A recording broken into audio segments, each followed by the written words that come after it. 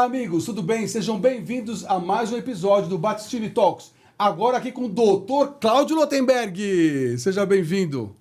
Muito obrigado, Ricardo. É um prazer muito grande e quero agradecer o teu carinho, a tua atenção. Aliás, um traço da tua personalidade. Muito obrigado, doutor. Queria te dar um presente aqui, queria agradecer a toda a equipe da Le Creuset, ao presidente Alexandre, para o senhor tomar uma aguinha aqui comigo. Puxa vida, de cara, já um presentinho, é um presentão, hein? Vem com água e tudo. Já tá vem aqui. com água que você Eu quer. Eu vou usar, pode ter gás. certeza. Doutor Lotenberg, vamos falar um pouquinho da sua vida antes da gente fazer as perguntas aqui, né? Como foi, por que você decidiu a medicina? Olha, essa é uma pergunta interessante e, primeiro, dentro da tradição judaica, o médico é um profissional muito respeitado e quem, na verdade, exerce a medicina tem, dentro da perspectiva da relação comunitária, uma tradição muito bonita. É um casamento com conhecimento e não só um vínculo muito forte com uma reformulação do entendimento e do conhecimento, como eu dizia, mas a valorização da vida, que é o maior bem que o ser humano pode ter. Os meus pais, eles são filhos de imigrantes e eles também eram imigrantes e eles valorizavam muito os médicos e eu acho que isso de certa forma me inspirou. Meu pai todos os anos, Ricardo, ele visitava os seus médicos e ele levava um presente de Natal para os médicos dele. A minha mãe faleceu há 7 anos atrás e ela faleceu em outubro. Quando foi lá para novembro, eu converso com a minha irmã, quem cuidava da minha mãe, e ela dizia o seguinte: olha, eu estou indo hoje entregar os presentes que a mamãe comprou. A minha mãe, antes de falecer, comprou os presentes para os seus médicos de final de ano. Olha. Então eu cresci num cenário de muita admiração. Eu acho que com uma vocação dentro do espírito da relação interpessoal, eu me interessei muito por isso, eu gostava de biologia e acabei, no fundo, virando, lógico, médico, inclusive motivado por um irmão que também é médico. A família toda é médica? Não, meu irmão é médico, minha irmã é cirurgiã dentista e eu médico também, né? Então nós todos tivemos aí um caminho. Lógico, para mim surgiram outras coisas no meio do caminho. Eu acabei, na verdade, em função da atividade que eu exercia como médico oftalmologista, fui um dos primeiros a trazer a cirurgia de miopia para o Brasil. E aí, lógico, acabei tendo muita gente trabalhando comigo, aumentou o volume, e aí montamos uma empresa, e aí eu virei também empresário, mas sou médico, eu vivo e atendo, e vivo da medicina até hoje, eu vibro por ser médico, tenho muito prazer de exercer a medicina. Você acha que na época de hoje existe ainda aquele médico da família? Eu acho que existe e se em algum momento deixar de existir, você vai deixar de ter um papel de uma figura que ela é central, né? O cuidado médico depende muito de tecnologia, então a orientação da utilização do recurso de forma adequada, o lado da humanização, o entendimento daquilo que é importante de ser tratado, que tem doenças que têm que ser acompanhadas, algumas requerem um atendimento mais próximo, depende de uma liderança. Essa liderança é o médico da família, que já teve um nome no passado, o clínico geral. Hoje, lógico, a gente chama por quê? Porque a gente sabe que o contexto do tratamento da saúde não envolve só o paciente. A família é parte disso. Os hábitos alimentares, as questões de meio ambiente. Então, essa visão mais holística que vem rotulado dentro de um médico chamado médico da família passa a ser um elemento diferencial importante. Bom, o senhor foi presidente do Einstein, né? Liderou o Einstein entre 2001 e 2016 e depois de 2006 o senhor assumiu a presidência do conselho e continua muito atuante. Aliás, o senhor é líder em muitas áreas aqui no Brasil, né? Que a gente sabe. E eu gostaria de saber como foi essa transição, como o senhor transitou essa extensa liderança executiva para uma função mais estratégica. Na realidade, eu sempre gostei muito da vida comunitária. Meu pai foi uma pessoa que foi um ativista da comunidade judaica. E eu, naturalmente, acabei migrando para atuar dentro de um hospital que foi criado e é mantido pela comunidade judaica, pelos judeus brasileiros, que é o Hospital Israelita Albert Einstein. Mas quando eu cheguei naquela organização, eu percebi que para que eu pudesse exercer qualquer atividade de liderança, eu estaria ali num cenário distinto das outras entidades judaicas. Era necessário que eu entendesse de gestão, era necessário que eu entendesse qual é o mercado da saúde, era necessário que eu aprendesse, tivesse noções básicas de uma série de elementos que de fato, fazem parte de uma empresa, e muito embora o Einstein seja uma organização sem fins lucrativos. E aí acabei sendo convidado a integrar a diretoria, fui vice-presidente, depois fui presidente da assim chamada diretoria executiva e hoje eu presido o conselho. O Einstein tem regras muito claras de uma governança corporativa e dentro da nossa governança nós temos um profissional que é quem cuida do dia a dia, que exerce o dia a dia. Eu presido o conselho, Sidney Kleiner, que é meu amigo fraternal, preside a diretoria executiva e nós temos um CEO, que é quem se ocupa das atividades diárias, que é o Henrique Neves, aliás, uma pessoa maravilhosa, assim como o Sidney, e que está mais próximo da operação.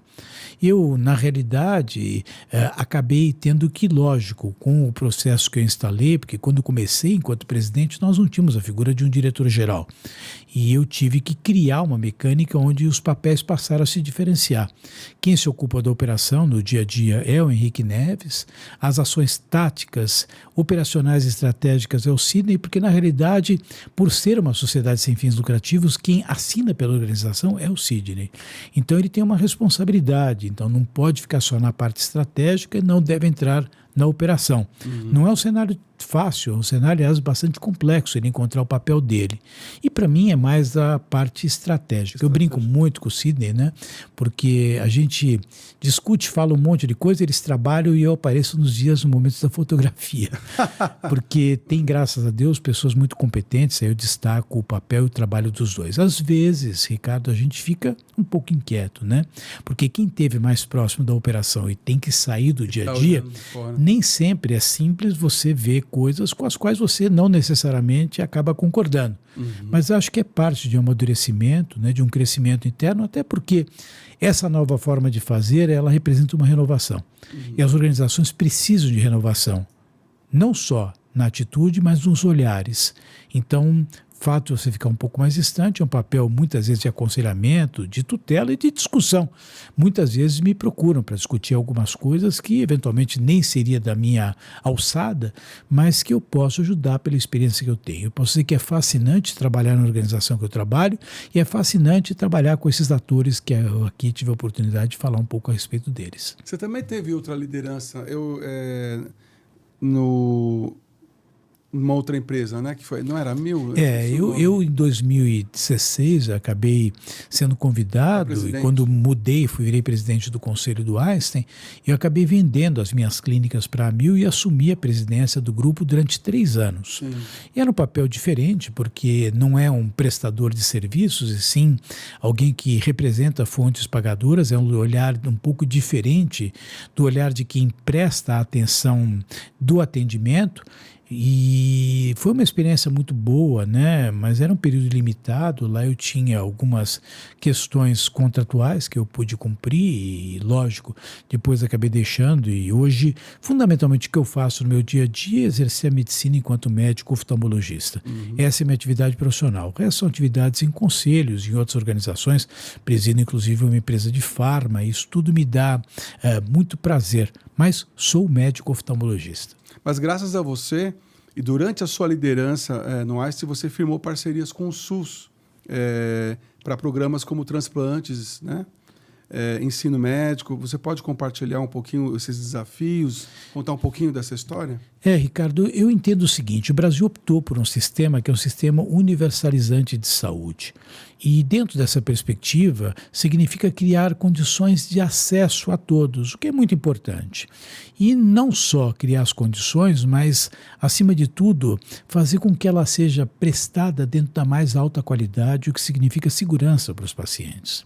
Para o cidadão, se isso está sendo realizado por um ente privado ou se é um ente público, tanto faz, o que ele quer é ser atendido.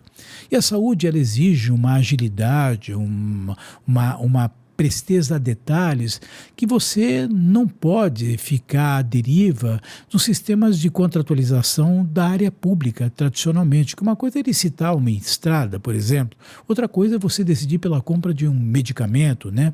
As compras emergenciais, a forma de se relacionar com os prestadores de serviços, as contratualizações com recursos humanos.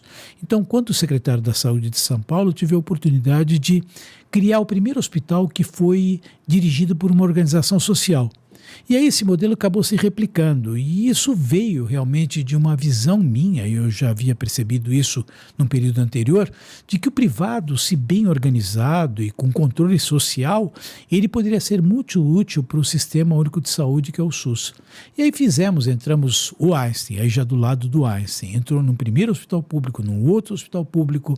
Hoje o Einstein dirige hospitais públicos em Goiânia, na Bahia, vai participar em Mato Grosso do Sul e pretende expandir em outras áreas do país, porque nós acreditamos que é uma forma de uma organização como a nossa poder colaborar para um sistema de saúde diferenciado. O Hospital do Meio-Mirim, por exemplo, que é um hospital que o Einstein cuida, que dirige e que faz toda a gestão, foi considerado o melhor hospital público no período da Covid. Nossa. Então, você tem aí inúmeras oportunidades e eu acredito muito nesse modelo. Do lado da faculdade, algo parecido. Nós, ao invés de enxugarmos a área de ensino, expandimos.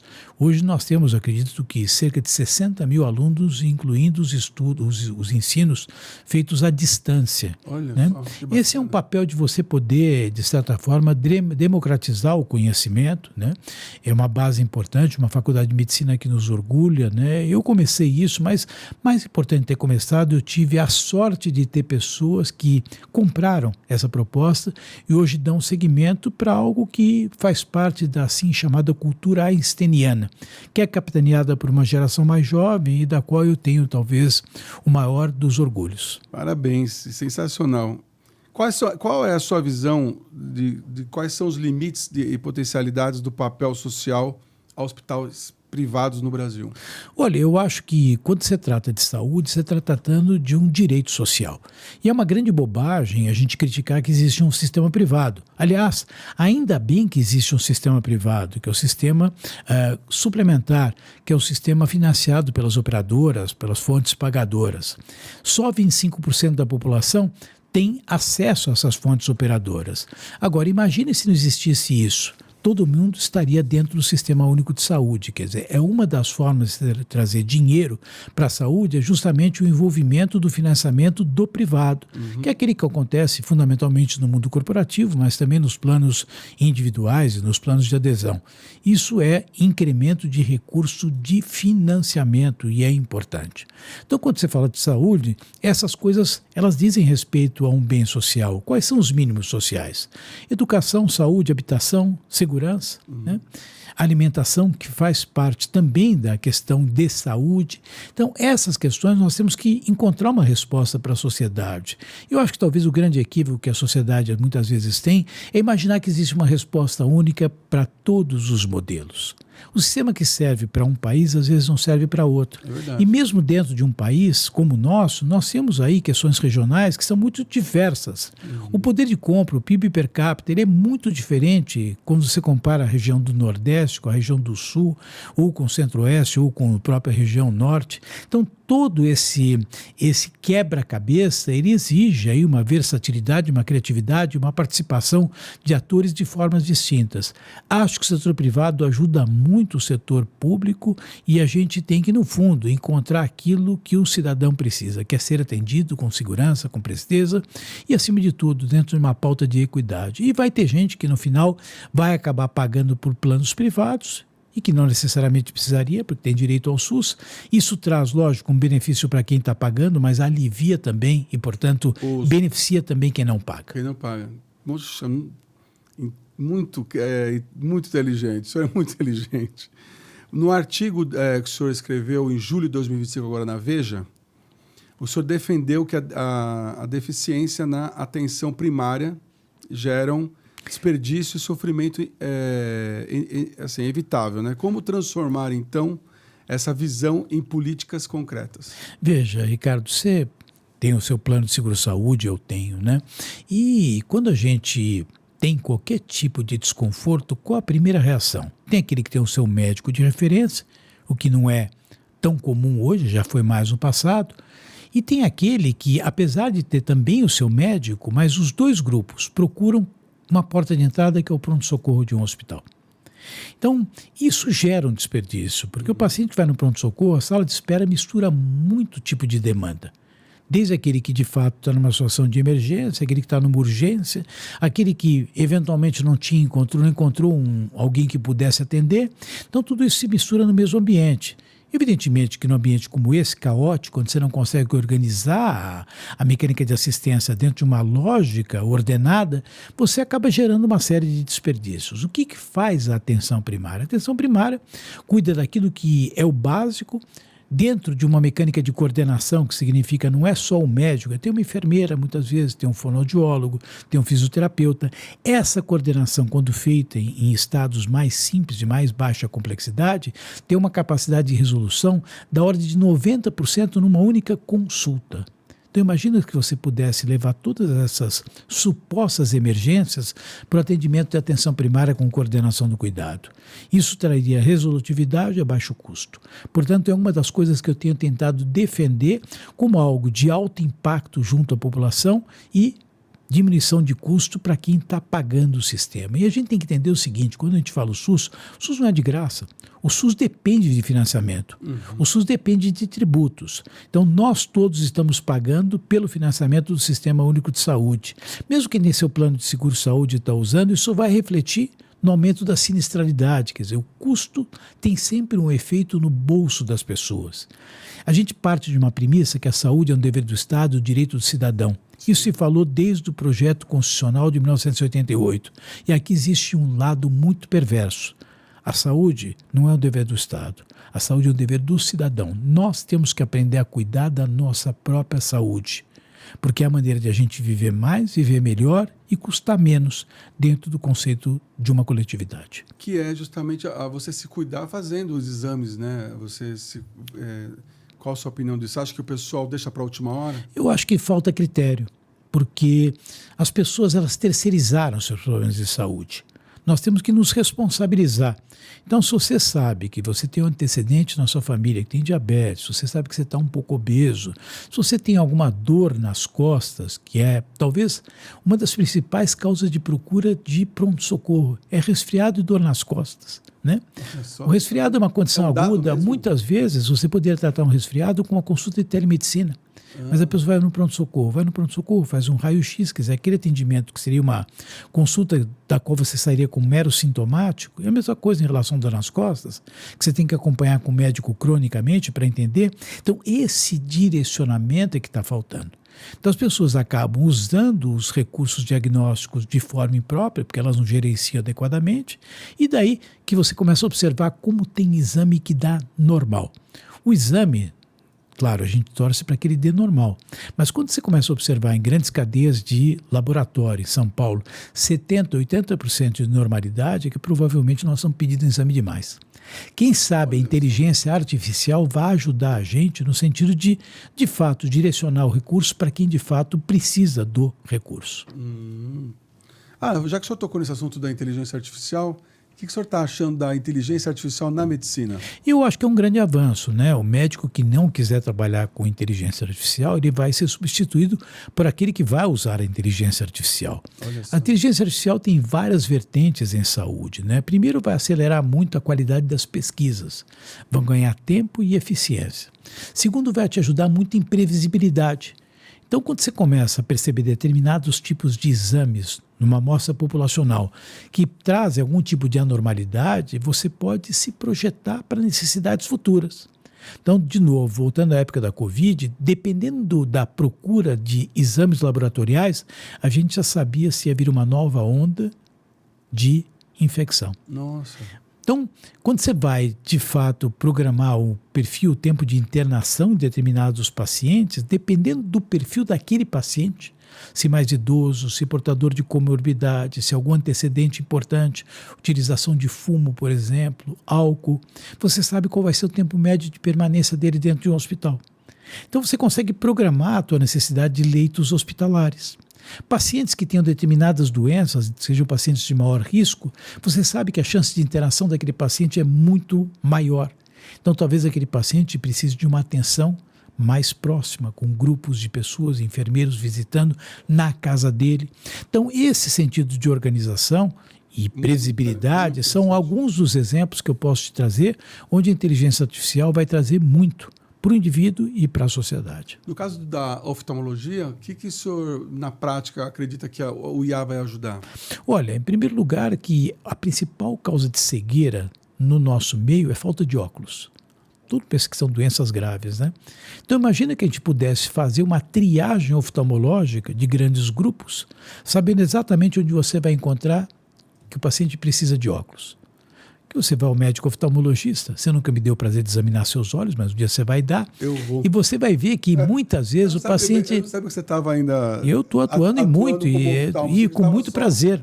Mas acontece o seguinte, Ricardo, muita gente vai a um consultório, veio aqui para olhar e muitas vezes não está precisando de um óculos ou não tem nada. E aquele que justamente estava precisando deixa de procurar porque não tem espaço para ele. Ou porque os consultórios estão lotados, principalmente no Sistema Único de Saúde. Então você acaba examinando gente que não precisa e deixa de examinar aquele que precisa, né? Você muitas vezes administra colírios e medicações para o paciente que tem glaucoma que nunca vai cegar. Você é capaz de prever que alguém vai ter uma doença chamada degeneração macular relacionada à idade, que acontece em 20% da população. 20? Mas certamente você vai saber desses 20%, quem de fato está nos 20%, por uma série de elementos que vão te ajudar através da inteligência artificial.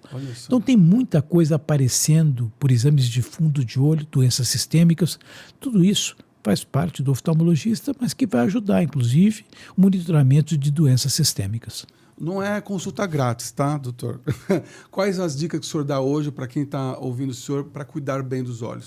Olha, em primeiro lugar, eu acho que as pessoas têm que estar a par das doenças que são as mais prevalentes. Segundo, saber que consulta oftalmológica é com oftalmologista, não é com um clínico geral. A adaptação de lente de contato tem que ser feito com oftalmologista, não ficar comprando em casa de ótica, né? Eu diria que hoje, a partir dos 40 anos, todo mundo tem que fazer uma consulta a cada pelo menos 2 anos, para medir a pressão, olhar bem o fundo de olho. Quem tem antecedentes importantes, como catarata, degeneração macular, procurar seu médico, acompanhar de perto. As pessoas nos procuravam, quando eu comecei minha atividade enquanto médico oftalmologista, para trocar de óculos. Hoje elas nos procuram para deixar de usar os óculos, porque nós somos programados para viver 60, 70 anos e estamos vivendo até os 90. Então a gente precisa viver com qualidade de vida. Isso vale, Ricardo, para qualquer coisa em saúde. Existe um gráfico que eu normalmente costumo citar, onde você fala do tempo de vida versus qualidade de vida. Não basta só viver mais. Você precisa viver mais e viver melhor. Isso vale para a oftalmologia, como vale para as doenças que as mulheres apresentam, a questão de diminuição hormonal, questão de osteoporose, problema de saúde de próstata. Hoje se opera a próstata muito mais precocemente. Por quê? Porque se você tem problema de próstata, você tem uma tendência a levantar durante a noite para urinar mais vezes. Dorme pior. Você dorme mal, parece que tem correlação com o desenvolvimento de Alzheimer. Existe correlação, Ricardo, hoje com catarata e doença de Alzheimer. Então são coisas que a medicina está trazendo e que, se você usar de maneira adequada, você está contribuindo não para que a gente possa ter uma vida mais extensa, senão uma vida de melhor qualidade por mais tempo. Puxa, engraçado como é sério essa questão do sono, né? Hoje, o sono é uma coisa muito importante. Muita gente se orgulha. Eu durmo 3 horas, durmo 4 horas. Está fazendo mal para a saúde mental. Você vive mais estressado, com mais chance de depressão, ansiedade. Você precisa descansar. A gente tem que ter um certo número de horas, né, durante a noite. Tem que ter sono profundo, né? Tanto que as pessoas hoje estão monitorando isso nas suas próprias casas, né? Eu vi você com anéis, coisas do tipo, a gente acompanha de perto. Você está chique, hein? Eu estou cuidando da saúde. Se isso é chique, eu estou chique, sim. É chique, sim. Voltando um pouquinho à questão, porque eu vejo o senhor muito envolvido com essa questão social, sabe? Muito preocupado. E o que está por trás do aumento da judicialização na saúde? Que tipos de reformas institucional que você acredita que seja importante e considera urgente? Olha, a judicialização é um instrumento legítimo, ela tem que existir porque é a forma de alguém pleitear por algo que eventualmente tem direito ou deixa de ter direito. O que não pode acontecer é quando a judicialização vira uma regra, né? Então a primeira coisa que tem que deixar claro, tá? A judicialização, ela tem que existir para as coisas que de fato se fazem necessárias. Hoje a judicialização é muito estimulada pela própria indústria, que quer vender remédio a qualquer custo, que não tem obrigação com o resultado dos remédios que vende. A judicialização é estimulada muitas vezes por um conflito de interesses entre profissionais que apontam uma alternativa que não necessariamente é a melhor, e muitas vezes é a mais onerosa. A judicialização acontece muitas vezes por uma morosidade dentro das agências que não registram em tempo adequado os produtos que têm que ser registrados. O fazem, mas, por exemplo, a Anvisa tem carência de capital humano. A Anvisa no Brasil ela é uma agência muito competente, mas ela tem pouca gente. Então você não consegue, com o surgimento de drogas, né, de dispositivos, de recursos terapêuticos, agilizar os processos de registro. Mas o cidadão quer ter acesso, ele lê, ele acompanha. Então, eu me lembro que era muito jovem, Shimon Peres esteve no Brasil e ele falou para mim, hoje não tem como a gente esconder as injustiças, porque a televisão revela. Eu acho que aquilo que ele falou que valia naquele tempo não levava em consideração o surgimento da internet. Nós estamos conversando hoje, provavelmente as notícias do dia que passariam no Jornal da Noite, no Café da Manhã, no Jornal da Manhã, impresso, a gente já está sabendo tudo durante o dia. E assim é o conhecimento médico e assim é o acesso, que não é um acesso restrito ao médico, é um acesso restrito ao paciente. Tem pacientes que me demandam e perguntam coisas que às vezes eu preciso procurar informação. Então, neste mundo onde você tem tanta informação, se a gente não tiver uma mecânica de equilíbrio, a gente vai judicializar tudo. Que existe o lado da judicialização chamada ruim, que é aquela que é mercantilista e que não agrega valor para a saúde. Sensacional. Ainda o senhor está como presidente, né, do Instituto Coalizão de Saúde? Sou presidente institucional. E da CONIB, né? Da CONIB também. Quais projetos e causas de saúde comunitária você considera mais transformador dos próximos anos? Eu acho que nós temos que lutar por um plano digital de saúde. Quer dizer, o Brasil precisa disso, precisa de comunicabilidade entre os prontuários médicos, troca de informações, grandes bancos de dados, lógico, preservando o sigilo da informação. Sim. Mas a gente não pode ficar sem isso, que não pode um paciente ser examinado por um médico ou já ter pedido todos os exames e simplesmente você não ter acesso àquele prontuário médico. Além disso, existem questões que são questões de natureza coletiva. Existem dados que têm que ser compartilhados para você criar justamente políticas públicas de saúde e priorizar aquilo que de fato possa contemplar a sociedade. Então, eu acho que o Brasil precisa de fato, já tem no Ministério, é verdade, o setor de saúde digital, mas precisa de algo muito robusto. Se dissesse para mim, escolhe um projeto, escolheria esse projeto. Plano Digital de Saúde para o Brasil. E o senhor, parabéns. E o senhor acha que isso está muito longe? Eu acho que sim, que talvez as pessoas não consigam entender. Eu acho que o grande limitante que existe para qualquer pessoa que quer liderar uma frente é se envolver com profundidade dentro das necessidades das pessoas e dos cidadãos, né? Eu costumo, naquilo que eu abraço, me aprofundar. Eu procuro buscar informação, entender o cenário. Você falou sobre a CONIB, que é a Confederação Israelita do Brasil. A gente vê as pessoas discutindo tudo de uma maneira muito rasa, né? O conflito do Oriente Médio é um exemplo muito claro. Quer dizer, todo mundo dá palpite e ninguém quer saber. Quer dizer, as pessoas não sabem o que foi a criação do Estado de Israel. As pessoas não sabem que junto com Israel foi criado o Estado palestino.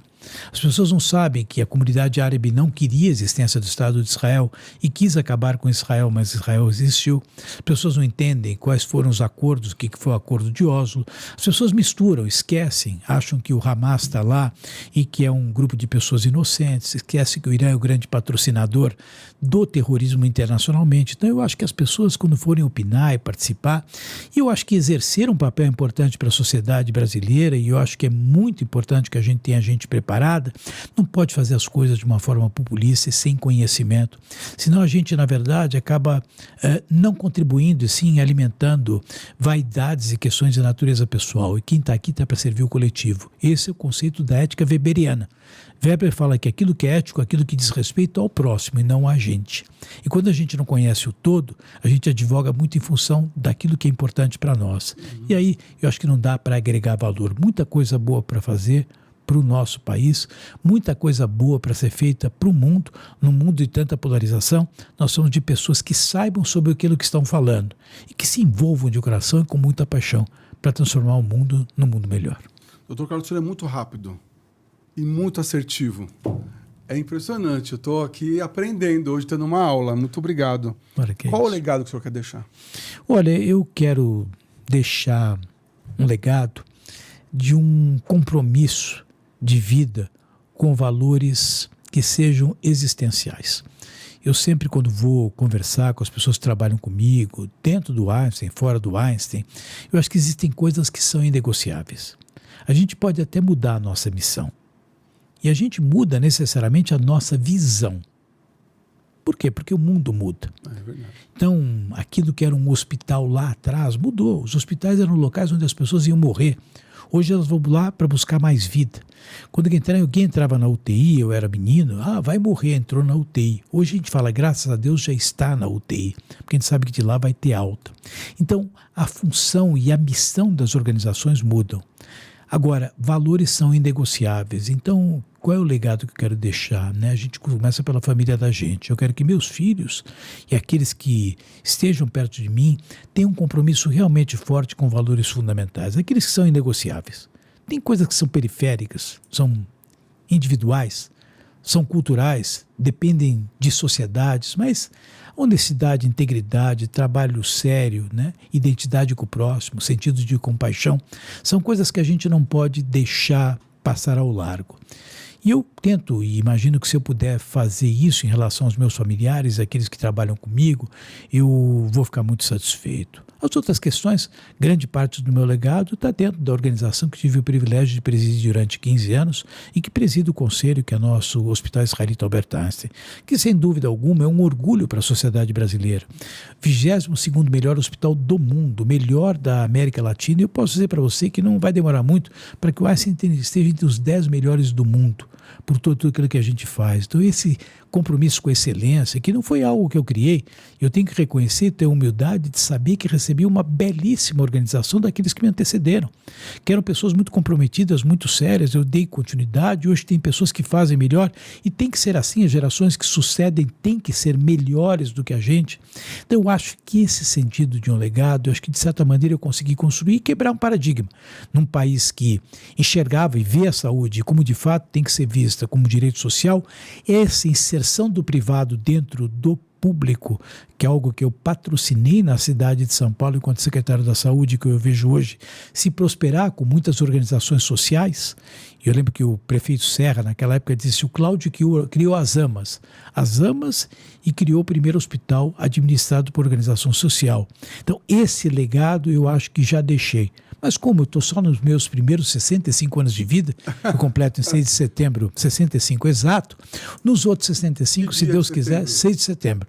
Se Deus quiser, a gente vai conseguir encontrar outros desafios, eu espero poder fazer isso. Quando a gente tem gente boa que nem você, que faz com paixão, com amor, que nos desperta diariamente com alegria, né? Todas as suas mensagens são mensagens entusiásticas e que enxergam o bem da vida, eu tenho certeza que eu tenho muita coisa para fazer, se Deus quiser, juntos. Muito obrigado, estou emocionado com suas palavras. Muito obrigado, doutor. Agora, tem alguma questão, alguma pergunta que eu deixei de fazer que talvez o senhor gostaria de colocar em evidência, algum assunto que o senhor está liderando agora, talvez eu não esteja sabendo? Olha, eu falei um pouco sobre a questão do Oriente Médio, não quero estender muito, só vai estar em politizar Lula, eu não quero falar sobre isso, que não é o caso, né? Mas eu dei uma pincelada falando do conhecimento adequado disso, né? E eu acho que hábitos talvez sejam importantes, né? Falar alguma coisa dos meus hábitos. Você comentou que eu fazia as caminhadas de manhã, né? Gente, para quem não sabe, olha, segue o Dr. Cláudio. Qual o Instagram? É Claudio.Lotenberg. Lotenberg com 2T. Faz as caminhadas diárias e conversa com você. Vamos lá. Eu, na verdade, é uma coisa que eu tenho por hábito. Eu gosto de acordar cedo, né? Porque é um momento que eu me encontro com aquilo que eu tenho de mais íntimo. É quando eu raciocino, eu converso comigo literalmente, eu busco respostas, eu lembro muito do meu pai, da minha mãe, ambos falecidos. Eu lembro das pessoas que trocaram ideias comigo, sabe, Ricardo? A minha mãe dizia que eu tinha uma grande virtude. E é uma história longa, mas enfim, em dado momento ela dizia: filho, quando a gente fala uma coisa para você, diferente dos teus irmãos e de outras pessoas, você deve ficar bravo na hora, mas você leva em consideração. E eu percebo que eu sou assim, né? Eu posso, às vezes, até ter uma reação no dado momento que ela pode ser explosiva, mas eu entendo o lado do outro. e eu volto atrás, eu procuro, sabe, me reposicionar. Então, esses momentos da madrugada me são muito importantes. Então, eu diariamente faço questão de me dedicar ao meu corpo, eu faço esporte diariamente e eu gosto de refletir no banho, gosto de refletir na caminhada, gosto de refletir quando levanto meus pesos, tanto que eu não consigo muito ter coaches e ter personal, porque eu gosto de ficar comigo mesmo. Então, é um presente que eu me dou diariamente. E eu acho que as pessoas têm que elas buscar um pouco de encontro consigo mesmo. Né? Tentar entender como é que elas podem ser melhores, cuidar da alimentação. Eu sou uma pessoa bastante regrada, né? Se eu almoço um pouco a mais à noite, já janto um pouquinho menos, eu vejo exatamente o que eu estou comendo. Quer dizer, não é uma obsessão, mas é uma atenção permanente. E eu acho que as pessoas têm que fazer isso, porque se você não tem um pouco de cuidado com você mesmo, você não está preparado para ter cuidado com o próximo. Sim. Esse cuidado com o próximo ele vai ser muito negligenciado. Então a gente tem que cuidar da gente, uma coisa que eu faço, para poder cuidar dos outros. E eu assim amanheço muito feliz dentro do hospital onde eu trabalho, vejo pacientes, participo de reuniões e graças a Deus eu acho que dessa maneira eu estou caminhando, como eu te falei antes, para os meus primeiros 65 anos completos. Eu me lembro do vídeo que o senhor postou, quando o senhor fez a... Pode tomar, que fica à vontade. Quando o senhor postou fazendo a cirurgia dos seus olhos, eu falei, gente, o Dr. Cláudio fazendo a cirurgia dos olhos dele. O que foi? O que era mesmo? Era catarata, alguma coisa? Na verdade, fui operado de catarata, né? Com a pessoa que trabalha comigo, né? E ele fez a cirurgia dos meus olhos, né? E eu achei importante, depois eu escrevi um livro onde eu falo sobre tecnologia e eu contei a minha experiência como paciente. Olha só. Eu fui entender o sofrimento do paciente por algo que eu achava que era relativamente simples, porque isso aqui é meu dia a dia. Mas quando eu me coloquei na posição como paciente, eu falei, puxa vida, será que eu estou dando toda a atenção que a pessoa merece? Será que eu estou sendo diligente, cuidadoso e profundo naquilo que o paciente vai me perguntar? Uma coisa que às vezes é trivial, simples para mim, mas para ele não é.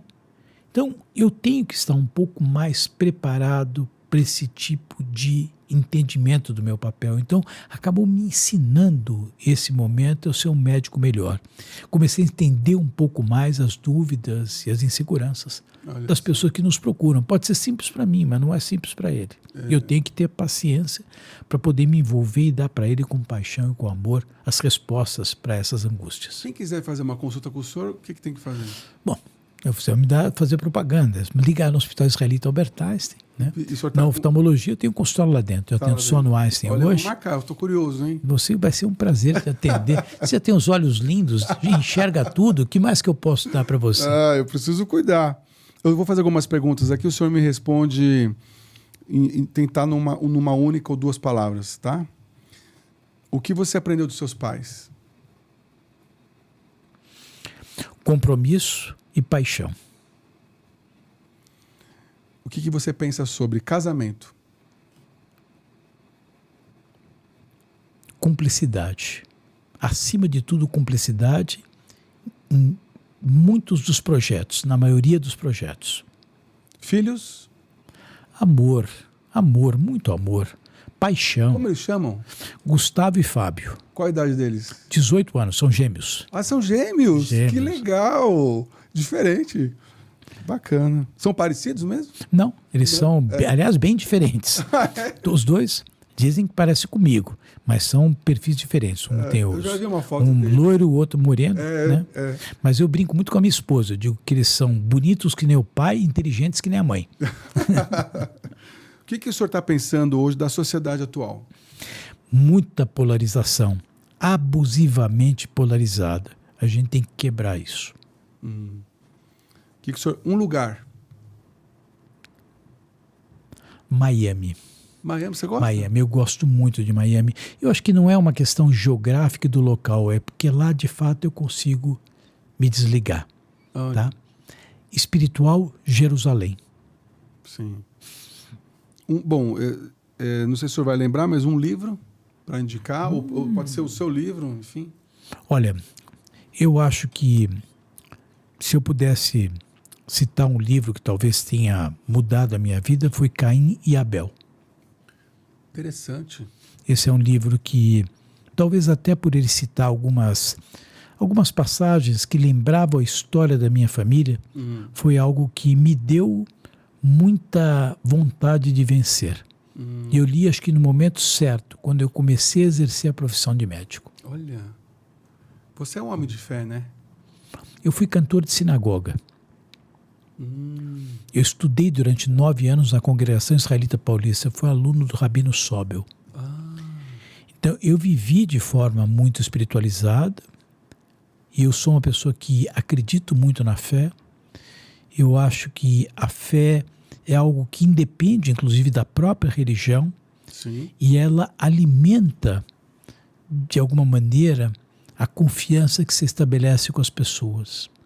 A religiosidade, ela alimenta a fé. E eu sou um homem de fé, sim. Eu acredito nas coisas boas, eu olho pelas coisas boas das pessoas.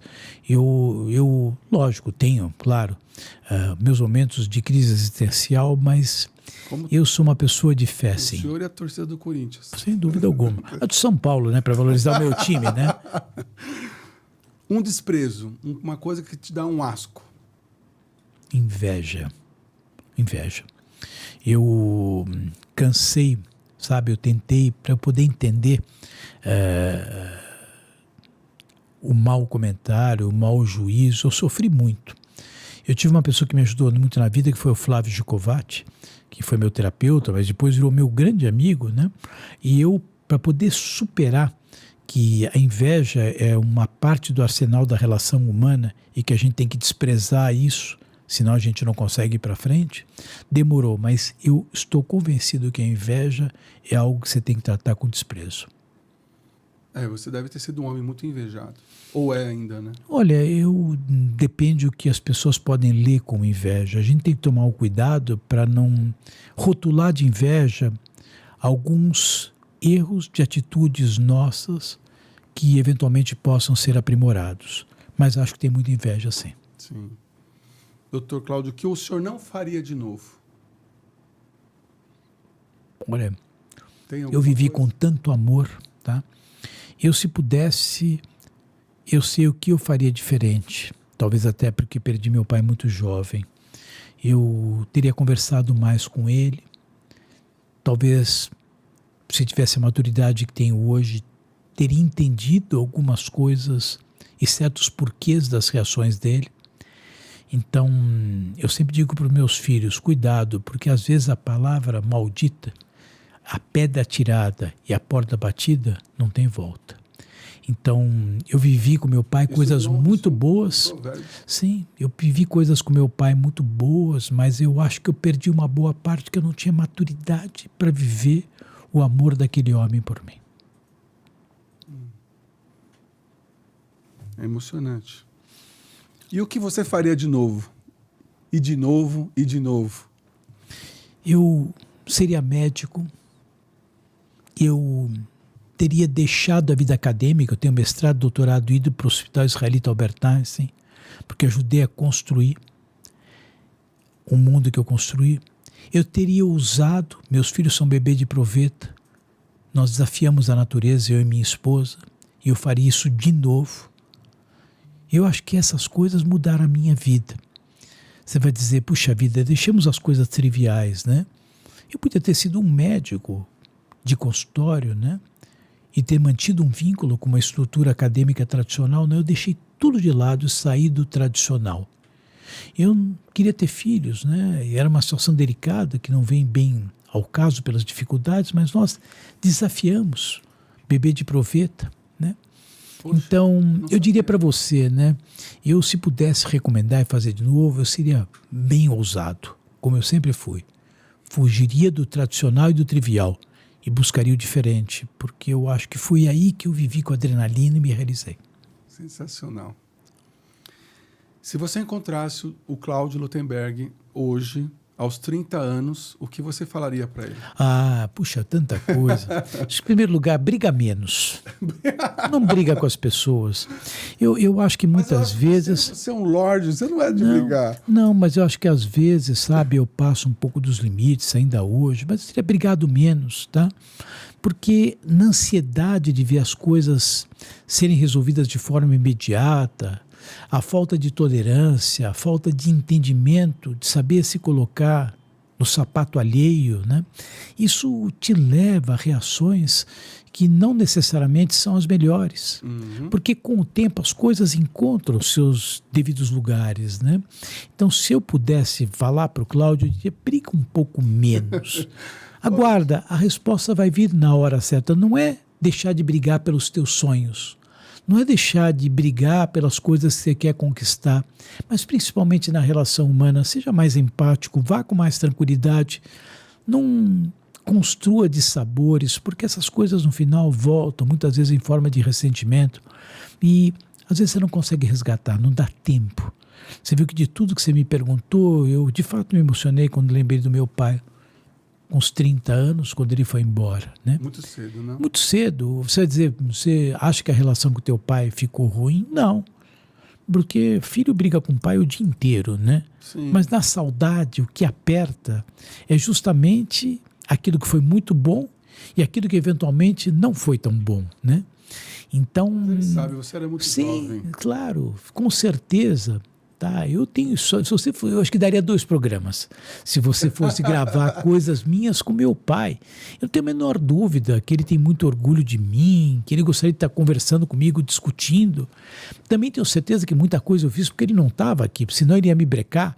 Então, mas são coisas que são conjecturas, né? Sim. Mas se eu pudesse voltar atrás, o que eu gostaria de falar para ele, olha pai, você está certo aqui, vamos fazer desse jeito.